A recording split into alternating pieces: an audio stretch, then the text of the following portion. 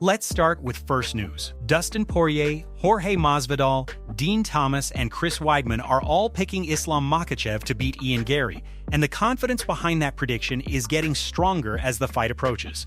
When the group was asked who they had winning, there was almost complete agreement.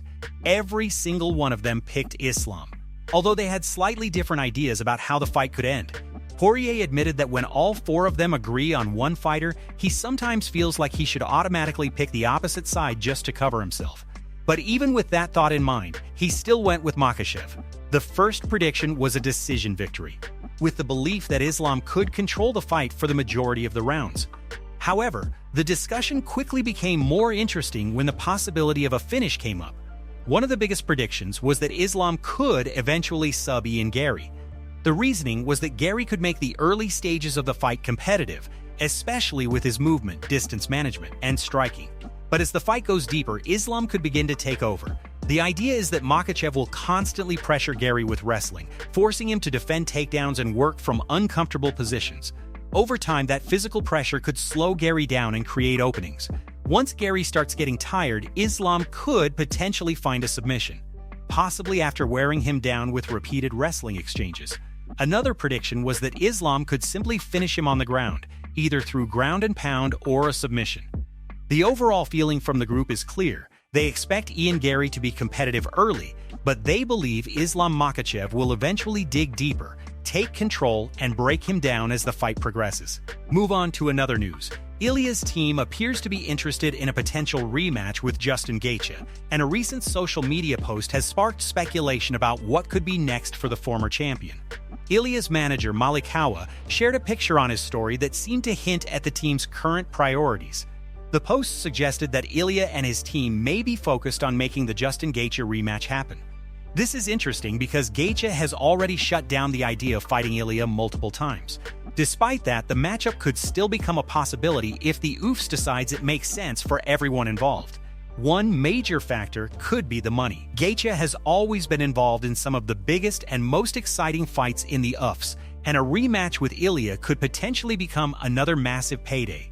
For Ilia's side, the fight would also make plenty of sense. A rematch would give him another opportunity to settle unfinished business and potentially make a major statement against one of the most established names in the lightweight division. However, getting the fight made will depend on several factors. Gaethje would have to agree to the matchup, and the UFC would need to decide that the rematch is the right move for the division. If the promotion really wants the fight, though, we've seen plenty of situations where the UFC manages to make matchups happen despite initial resistance from one of the fighters. For now, the post from Ilia's manager is fueling speculation, but nothing appears to be officially confirmed. Meanwhile, Daniel Cormier has also been discussing what's next for the fighters coming off major victories. With several contenders making strong statements, the lightweight picture could become even more complicated in the coming weeks. Ilia's team clearly seems to have a particular opponent in mind, and the Gaethje rematch could become a serious possibility if the UFC decides to push for it. Move on to another news. Arman is officially set to make his return to grappling, and this time, he has a very interesting opponent waiting for him. Arman will take on Dillon Danis at RAF 14, which is scheduled to take place on October 3rd in Las Vegas.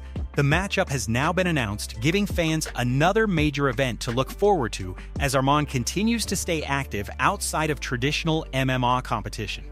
This will be Arman's first grappling match following his upcoming fight with Ruffy, which is currently scheduled for September 19th. That timeline immediately makes this booking even more interesting, because Arman will be stepping into a grappling match only a short time after his Ma fight. And honestly, booking a grappling match before your Ma fight even happens is definitely a bold move. There is always a possibility that plans can change when you're dealing with a professional fight camp. Injuries, unexpected results, or other circumstances could potentially affect what happens after the September 19th matchup. But as things stand right now, the plan is clear. Arman is scheduled to fight Ruffy on September 19th, and then he is expected to compete against Dillon Danis at RAF 14 on October 3rd. That means Arman could potentially have two completely different combat sports challenges within just a few weeks. The matchup with Danis should also attract plenty of attention because of Danis' background in Brazilian Jiu-Jitsu and grappling. Danis has built his reputation primarily through submission grappling, while Arman has developed into one of the most well-rounded fighters in MMA. That difference in backgrounds makes this an especially interesting contest. For Arman, it will be another opportunity to test his skills outside the MMA cage and show that his abilities aren't limited to wrestling and mixed martial arts. His elite grappling could make this a fascinating battle, especially against someone with Danis' submission experience. Of course, everything depends on how the September 19th fight plays out. Arman still has to get through Ruffy first before turning his full attention toward RAF 14. But for now, the matchup is official. Arman vs. Dillon Danis is booked for RAF 14 on October 3rd in Las Vegas, giving fans another major grappling matchup to watch. Move on to another news. Carlos Prates has made a bold prediction for the highly anticipated showdown between Islam Makhachev and Garry at UFC 330, and his pick might surprise a lot of fans. According to Carlos, he believes Garry is going to pull off what many people would consider the impossible and defeat Islam Makhachev. Prates has picked Garry to win the fight by decision, although he wasn't completely sure whether it would be a unanimous decision or another type of decision victory. Still, his prediction is clear. Carlos believes Garry will find a way to get his hand raised against one of the most dominant fighters in the UFC. That prediction immediately raises plenty of intrigue, because Islam has spent years establishing himself as one of the most difficult opponents in the sport. His wrestling, grappling, control, and ability to dictate where a fight takes place have made him a nightmare matchup for almost everyone. Garry, meanwhile, brings a completely different skill set. His striking, movement, distance management, and confidence have helped him become one of the most talked about contenders in the division. Carlos Prates clearly sees something in Garry that could allow him to solve the Islam Makhachev puzzle. Whether Prates knows something that the rest of the MMA world doesn't remains to be seen. The only way to find out is when the two fighters finally step into the octagon. And now, UFC 330 Fight Week is finally here. Islam Makhachev vs. Garry is set to headline what should be a massive weekend for the UFC. The matchup has generated plenty of discussion because of the contrast in styles and the stakes surrounding both fighters. Islam will be looking to continue his incredible run and prove once again why he is considered one of the best fighters in the world. Garry, on the other hand, has the opportunity to make the biggest statement of his career. A victory over Islam would completely change his position in the division and instantly establish him as one of the biggest names in the UFC. That's why Carlos Prates' prediction is so interesting. He's not simply picking Garry to win. He's predicting that Ian can survive Islam's pressure, avoid being controlled on the ground, and ultimately do enough over the full fight to earn a decision victory. With UFC 330 finally arriving, all the speculation is about to end, and the fighters will have the chance to prove exactly who was right. Move on to another news. We have some extremely sad news involving Shavkat Rakhmonov. Multiple Kazakh media outlets are reporting that Shavkat's father recently passed away.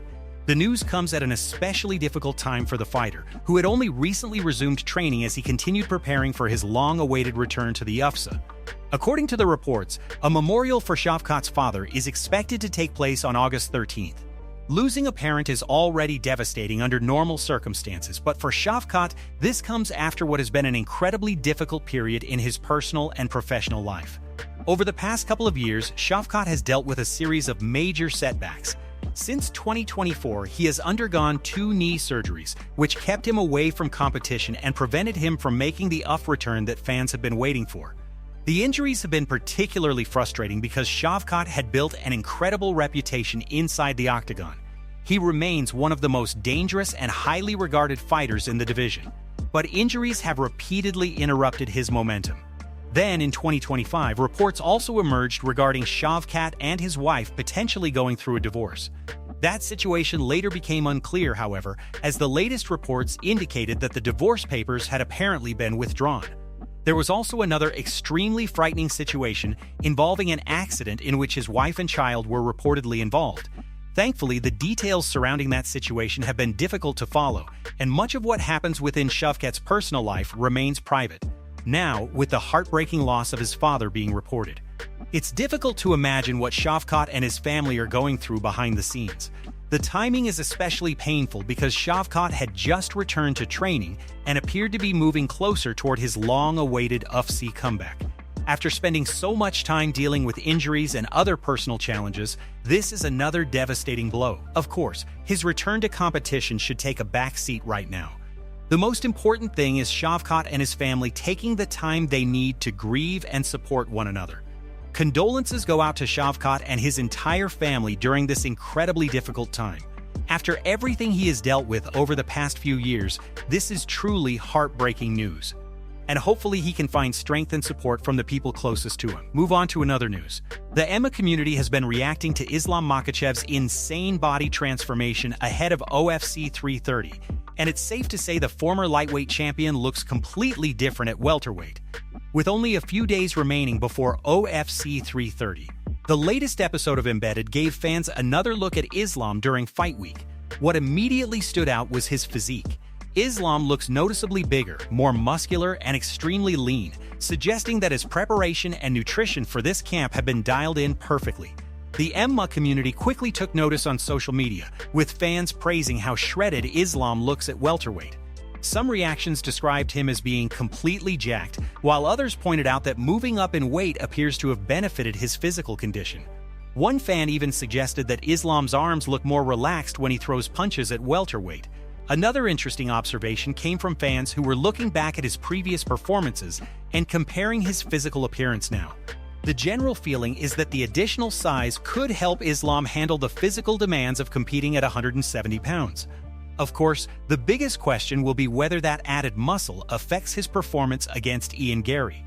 Catching and taking down a fighter like Garry is never easy, especially with Garry's movement, striking, and ability to maintain distance. But Islam has built his reputation on his incredible conditioning, composure, and unbreakable mentality. The challenge will be maintaining that level of performance deep into the later rounds while carrying significantly more weight.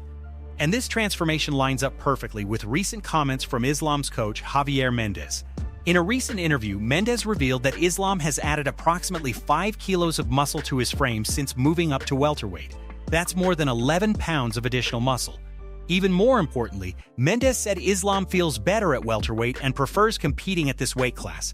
That could be a major development for Islam's career. For years, fans were used to seeing him compete at lightweight, but if his coach's comments are accurate, the chances of seeing Islam return to 155 pounds may have dropped significantly. Islam appears stronger, bigger, and more comfortable at welterweight, and now he has the opportunity to prove that the transformation wasn't just physical.